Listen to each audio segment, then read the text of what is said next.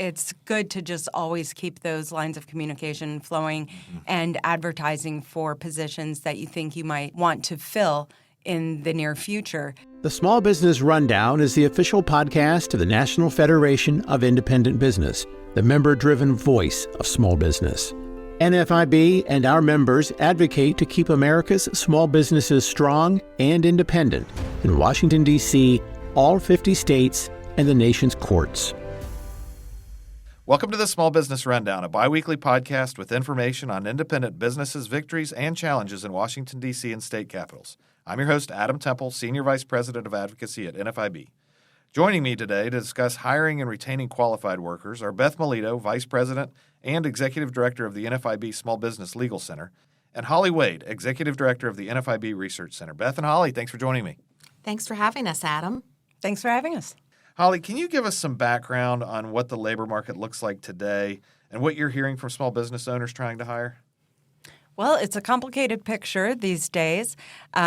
We have a number of small business owners in our monthly survey telling us that the labor picture is their biggest issue in operating their business. So whether it's quality of labor and trying to fill those very high levels of open positions that are still available for small businesses, or the cost of labor, compensation pressures in retaining and recruiting employees and applicants, about 30% are saying that those are their biggest issues in operating their business. So the labor market is still very tight for many small business owners.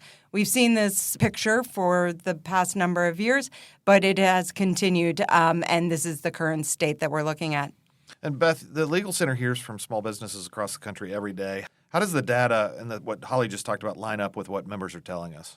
So the anecdotal stories we hear from members lines up very much with Holly's data. Finding qualified applicants, finding qualified employees is a big challenge. And I actually hear members say finding any applicant is a big challenge. Just nobody's even applying. So that's a big challenge too. And then as Holly mentioned too, the retention of employees is very challenging. I just read an HR survey that 1 in 4 employees nationally will likely leave their job this year too. So the turnover is a big problem too for our members. And Holly, how does that stack up historically? So we're seeing a tight labor market. It's specifically looking at certain industries. So over the last number of years, it's shifted from, say, manufacturers when everybody was looking to purchase goods into the services. But construction is always kind of the top industry sector that for at least the last 10 years have had a particularly hard time in filling those open positions for the demand of housing that the country is still facing. So it has shifted, but it still kind of remains a tight labor market. We've seen this since COVID.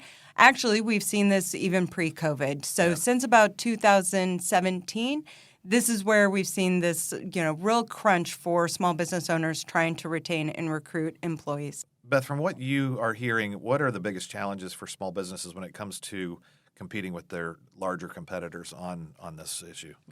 So I mentioned the mobility of workers plays into the recruitment and retention of employees, particularly at small businesses. Because small businesses, to start with, don't have the benefits plans, the benefits offerings that their larger competitors do. Right.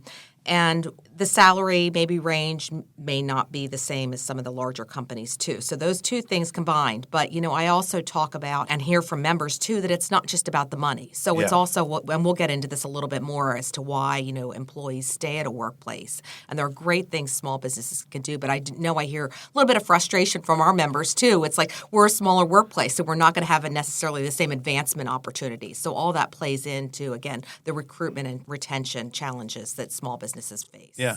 So what are some of the strategies that small business owners can use to attract talent?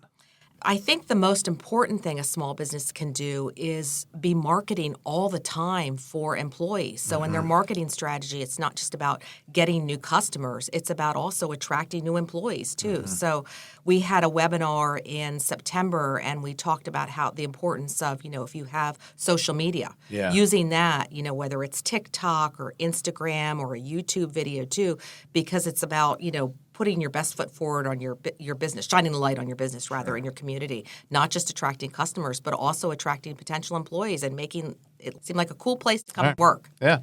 Holly, you mentioned construction earlier. What industries are finding it most challenging when it comes to hiring and retaining workers? So construction is kind of the top of the leaderboard as far as having the highest volume of unfilled job openings available at their firms. And under that, still manufacturing, transportation has always been a challenge for those looking to fill jobs in that industry. And then over the years, it's fluctuated quite a bit, whether it's restaurants or retail. But construction is one of the industries that's had a particularly hard time. But again, they've had a hard time for at least the last 10 years of finding skilled workers to fill those positions and fulfill the job demand and the sales demand of that industry. So, most small business owners are really interested in just finding applicants who are interested in their business. They're certainly willing to invest time and resources in upskilling and matching the needs of that position that they might have been, looking for more qualifications or skills previously, but now they know that it's, as Beth said, it's hard to find people just to apply. And so finding somebody who's interested in learning about the position and moving forward, most small business owners are okay with spending the time and resources in skilling them up to meet those requirements. Yeah, that makes sense. So the Research Center puts out the monthly Small Business Economic Trends report. Are you seeing any trends in that report as it relates to hiring, retaining workers, and things of that nature? Absolutely. One of the areas that most small business owners have been frustrated with, but are trying to do their best, as Beth said, competing on the wage and benefits front. So we know that small business owners have had to increase compensation, continue to plan to increase compensation at a very historically high level. And so that is their kind of first tool that they use to compete for talent. But on the benefit side, as Beth said, cost of health insurance is one of the major challenges that they have in competing in that space. And so a lot of times they're not able to offer the more comprehensive compensation packages as their larger counterparts. But small business owners are able to offer some very unique ways of attracting and retaining employees that are specific to small firms. And key to that is retention. Before we talk more about that, we'll take a short break. If you're an NFIB member, don't miss your chance to vote on the new NFIB member ballot. If you haven't already voted, please log in today to tell us your position on 5 key federal policy issues. It only takes a few minutes to fill out your ballot and shape how NFIB advocates for small business owners. Go to nfib.com/votemyballot to tell us what's important to your small business. Welcome back.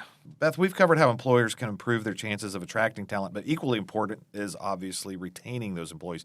Can you talk more about what small businesses can do to keep the top performing employees that they have?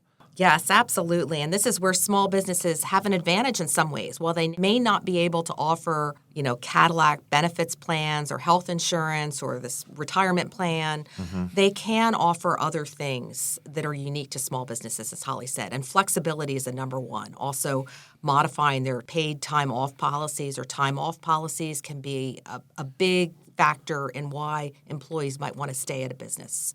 So those are, and also that's a lower cost thing too, the flexibility, additional paid time off, and advancement too. Advancement is very important. And there are ways that small businesses can work in advancement, even if they only have 5 to 10 employees too. Training, upscaling training is very important and something that employees do see as advancement because it shows the employer is invested in the employee. Yeah. So there are things small businesses can do. Yeah, Holly, is this new? Is this retention issue new, or do the numbers tell us something different? Is it just a competitive marketplace, or what is it? It's a competitive marketplace. So this isn't entirely new for some industries. Again, this is a tight labor market that's been around for, over 10 years since coming out of that Great Recession. And so it just depends on the industry. But for a lot of small business owners, they've been in this environment now for many years, even if it hasn't been for 10 years, at least, since COVID, when there was that huge fluctuation in businesses laying off employees and then rehiring and then employees turning over jobs quickly. And that was a lot of stress for many small business owners. So that component of it is new to many, that high turnover volatility in their workplace. But that's subsided quite a bit since 2022. But the tight labor market is still something that they have to deal with and manage. Yeah. Beth, some of the struggles that we're talking about today actually start before anybody is even hired, and that's the interview process. What are some of the problems that you see come up during the interview process, and how could those be avoided?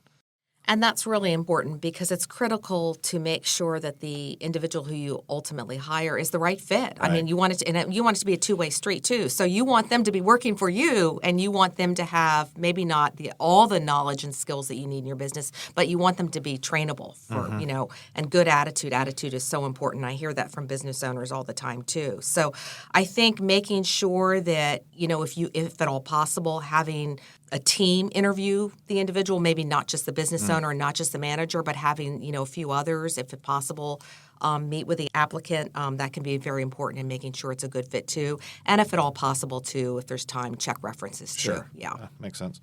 Holly, I'm going to ask you to get out your crystal ball for a minute. For listeners that are preparing or actively hiring, is there a time of year when the applicant pool might be a little more advantageous than others? It really depends on the industry. So as Beth said, it's good to just always keep those lines of communication flowing and advertising for positions that you think you might want to fill in the near future. So oftentimes there isn't a perfect timing as far as kind of availability of applicants for those unfilled job openings. Just having the door open and making sure that you're communicating with your current employees, with friends and neighbors who might know somebody, and having the word spread, if you think that there's an opportunity for you to fill a position. Excellent. Anything else before we go? Any final thoughts or resources that listeners should be aware of? I would just like to pick up on what Holly just said, because I think word of mouth is one of the best ways to recruit a good employee. Yeah. So that's really important for small businesses. We have some other tips I know that were included in our September webinar on recruitment and retention, and so that might be helpful for our listeners. Yeah. Building off of that, talking with your employees, because the personal references that they might provide in suggesting a potential hire down the road is hugely helpful for small businesses. All right, Beth, Holly, thanks for joining us today on the Small Business Rundown. Thanks again, Adam. Thank you. As mentioned in today's discussion, this episode's show notes include a link to NFIB's webinar on hiring and retention in a tight labor market, which provides practical tools small businesses can use to be more successful with new hires. There's also a link to resources on our website covering hiring tips, labor issues, and the data behind these challenges. Thank you for joining us on today's Small Business Rundown. We'll be back every 2 weeks bringing you news and analysis from Washington, D.C. and state capitals so that you, whether you're a small business owner or a supporter of one, can continue to blaze a trail. The Small Business Rundown is brought to you by NFIB, the voice of small business. You can find us at nfib.com and on Twitter, Facebook, Instagram, and LinkedIn.